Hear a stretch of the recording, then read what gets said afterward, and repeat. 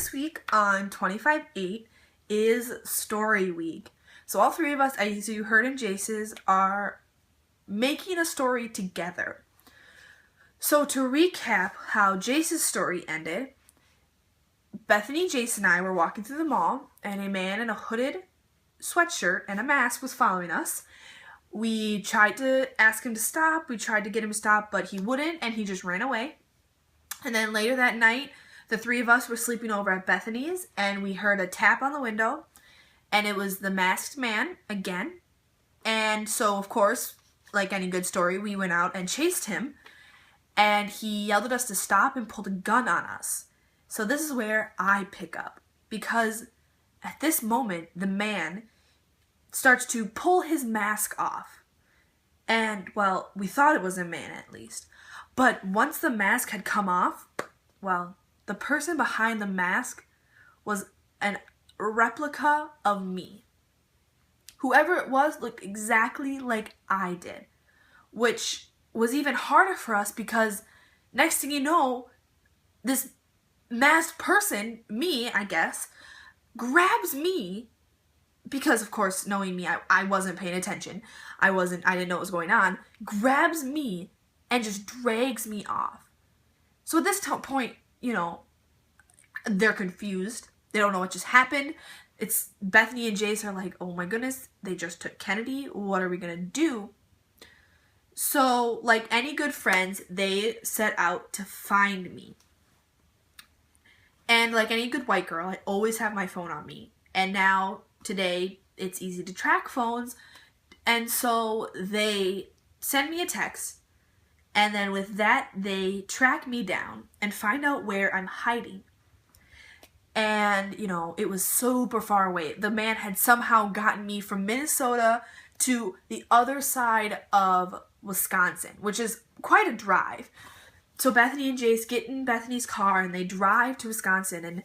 And oddly enough, I'm not in a warehouse. I'm in a really nice mansion. And they burst through the doors and they see me sitting there at the table, not tied up, not anything, just smiling, eating a good meal, having a good time, dressed in the best. And they think it's me, right? So they're like, oh, Kennedy, we're so glad you're safe. Is there anybody here? And I reply with, no, we're safe. They just wanted to do some testing on me and said I was free to go. And so Bethany and Jace took what seemed like me home and sent me home to my family.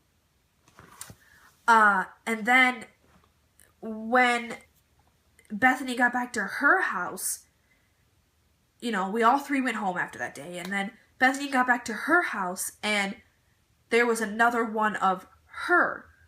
So not only was there one masked man, there was two. One that looked like me and one that looked like Bethany. And, Bethany was so confused. And of course, her parents weren't home. Her mom had to take her siblings to sports and her dad was at work. And so this masked man takes Bethany now and takes her back to the mansion. But when Bethany's parents get home, Bethany's in her room. And the same thing had happened to Jace. Jace got taken, but her parents didn't know because Jace was in her room. So now at this point, all of our families have an imposter, a masked human being in their house dressed like us. And so, the three of us are in this mansion tied up and we didn't know what to do. We had to think of what to do.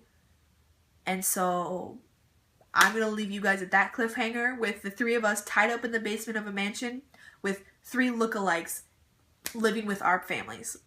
And Bethany's going to take it from there. So better watch for Friday to see how she ends it, to see how we make it out. Do we make it out alive? Do we take care of the imposters? What happens? So stay tuned for Friday and you'll hear the end of the story then.